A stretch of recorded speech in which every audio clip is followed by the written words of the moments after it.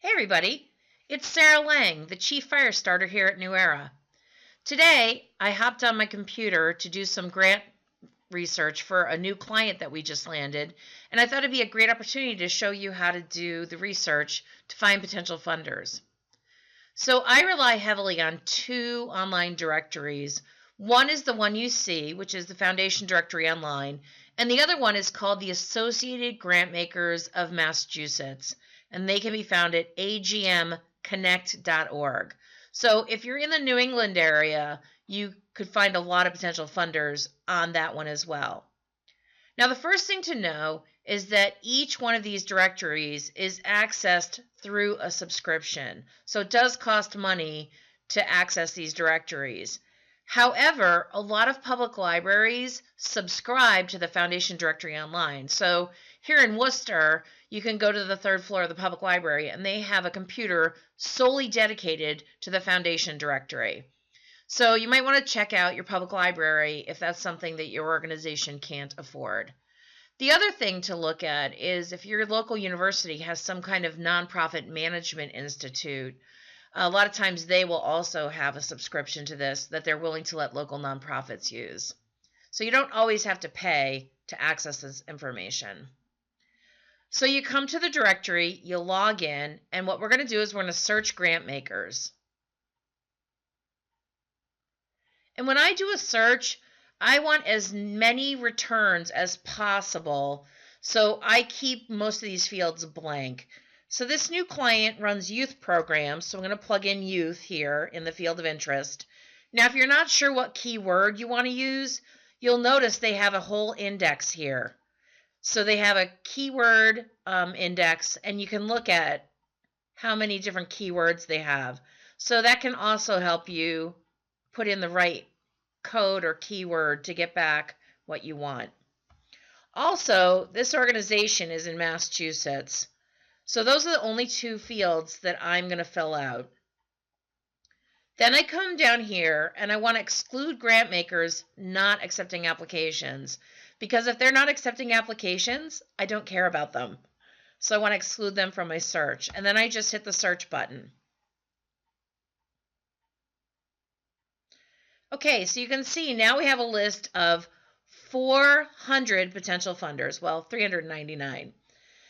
So there's no easy way to do fundraising research except go through every single listing. Now, some of them you're going to be able to rule out immediately. So, for example, I am not going to look at the Boston Foundation because my client is in Central Mass, and so they're not going to match the geographic territory of the Boston Foundation.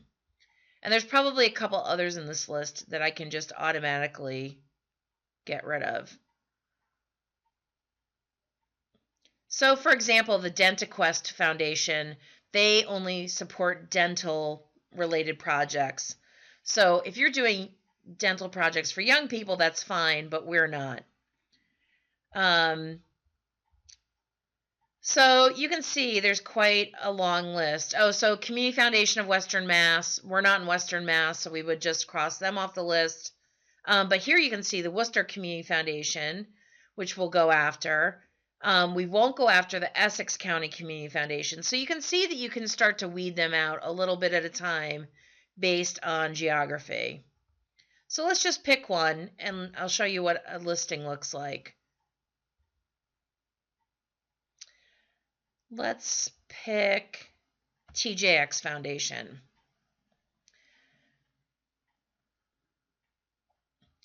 So each foundation has a profile on the database, and it gives you an overview of the funder. So this is a great place to start ruling funders in or out. So remember, we're looking for youth programs in Central Mass. So we want to look for keywords that relate to what we want. So you scroll down here and you can see they give on a national basis with an emphasis on Massachusetts, and that's because their headquarters are here in Framingham. They don't support political, fraternal, or international organizations. They won't give grants to individuals for capital campaigns, cash reserves, computers, conferences, seminars, consulting fees, salaries, conventions, loans, endowments, fellowships, films, photography, renovation, new construction, publication, policy, research, advocacy, seed money, travel, or transportation. So if your project falls in any of those categories, this is where you would stop and cross them off the list. But if you're doing something else, you can continue. So they support programs designed to provide basic needs services to disadvantaged women, children, and families. And they want to direct special attention to promote strong families, emergency shelter, education, and job readiness. So this is going to be a little bit of a stretch for the organization that I'm working with. So unless we have a youth project that falls into one of these areas, it might be worth it to cross them off the list or at least put them on the back burner. So the one that's closest is this one, education. The foundation supports programs designed to promote academic and vocational opportunities for disadvantaged, including early intervention, mentoring, tutoring, GED, and college coursework. So within these youth programs, they actually do quite a bit of mentoring and tutoring. So in this case, I would actually put this group on the list. So TJX is definitely an organization I would want to look into more in terms of providing funding. Next, you'll see they have field of interest, which shows all the different fields of interest that they'll support. And you can see down here, they've highlighted your keyword, which was youth. Geographic focus is Massachusetts, and the application information is also important to look at. So there's an application form that's required. They want you to complete the online eligibility quiz and application form. They only want one copy of the proposal, and they meet March 30th, June 22nd, and October 19th. And the deadlines for those meetings are December 15th, March 2, and June 29th. And it takes them 4 to 6 weeks after the board meeting to get you a yes or a no. So that's the challenge of fundraising, which is that sometimes you can put an application in and not hear for 6 months. So a lot of times you're making an investment in the future. So then you want to come down here and look at who the officers and directors are to see if you know any of these people. And if you don't, it's not a big deal. But if you do, you might want to get in touch with them to see if they can help shepherd your application. There's 3 full-time staff at the foundation, which is relatively small. And then here's some important information to look at. So they gave out just under $11 million, you can see right here, last year. And that's good to know because that means that they have quite a bit of money they're working with. So down here it says the low side of the grants is $1,000 and the high is $500,000. I'd love to know who got that check. It was not me. I usually get about $5,000 a year out of TJX for each client. So that's a basic overview of your foundation directory profile, and you can see where it can help you either put people on your list or help you cross them off. So once you've made a pit stop here, what you want to do is come back to the top and look at their foundation website. Now, believe it or not, there are still foundations out there that do not have websites. So you're not always going to see a URL for the foundation. But TJX has one, so let's take a look at it.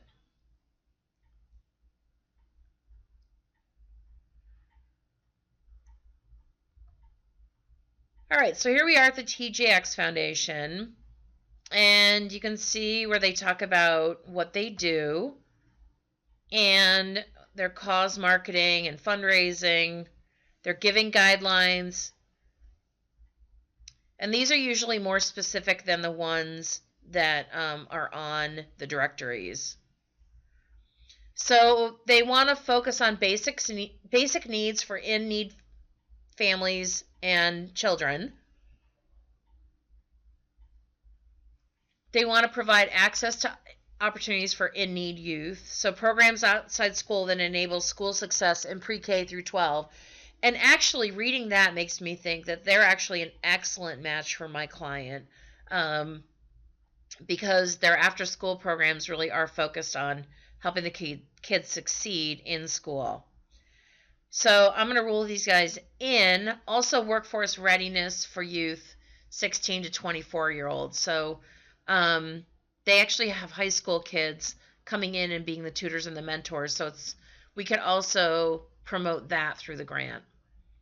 So we have to be aligned with their mission, be located within 15 miles of a store, distribution center, or office. So if you don't actually have a TJ Maxx near you, they also own Marshalls. So that kind of helps if you're not right near a TJ Maxx.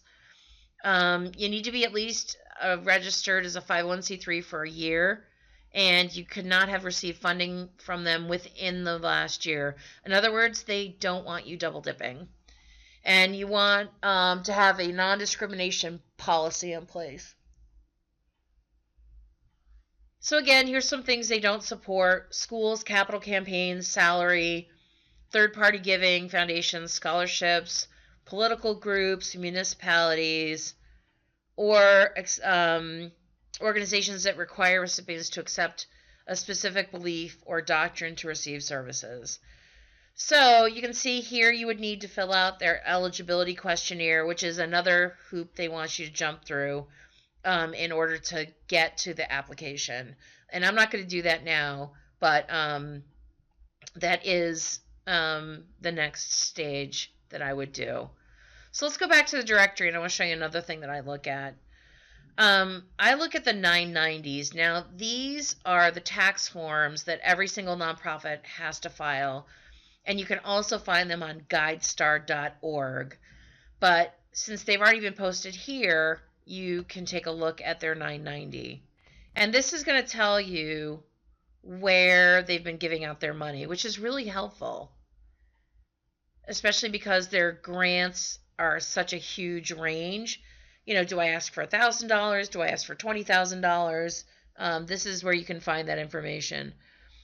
So generally, you're going to see that this is a 52-page document.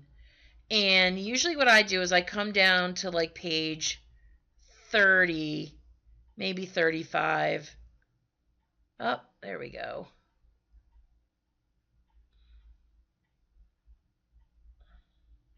We're looking for, here we go. So this is the list of grants that they've given out.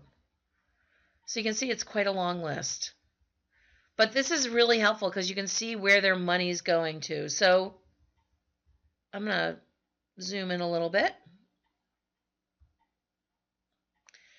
Okay, so here you can see they've given to the Red Cross, Domestic Violence Hotline, United Ways of Tri-County, Best Buddies International, and you can see that these grants are all about $7,000. Big Brothers Big Centers of Central Mass, they got almost $8,500. Today's Show Charitable Foundation, Safe Horizon, Bunker Hill Community College. So you can see there's a pretty wide swath of organizations they're giving to. They give to Cancer, Pacific Garden Mission, Project Bread, Domestic Violence. So it seems like they're funding quite a bit of a range. Oh, I'm sorry. So it looks like they're all getting $5,000. This is the check number. I've never seen check numbers listed with a comma before. That's why it threw me off. But you can see that the typical grant is obviously $5,000. In fact, it seems to be pretty standard that it's $5,000. So yeah, it looks like you're going to get $5,000 out of the TJX Foundation. But again, they seem to support a wide variety of organizations. So again, this is a win. Put one in the win column for my organization because it looks like they give to similar organizations. So that's basically a quick overview of how you do fundraising research. And you would do the same type of thing on the AGM directory.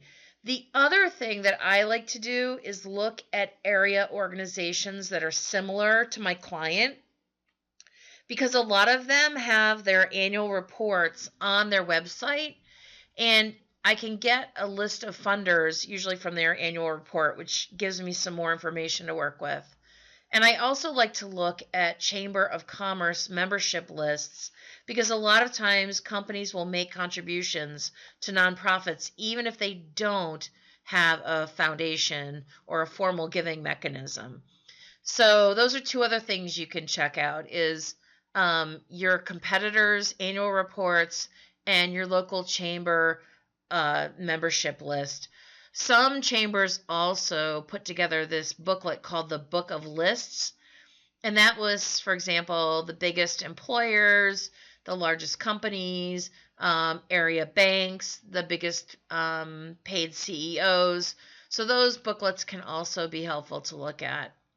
So I hope that this helps you understand a little better how to do fundraising research. And if you have any questions, get in touch with us here at New Era. All right, everybody, have a great weekend.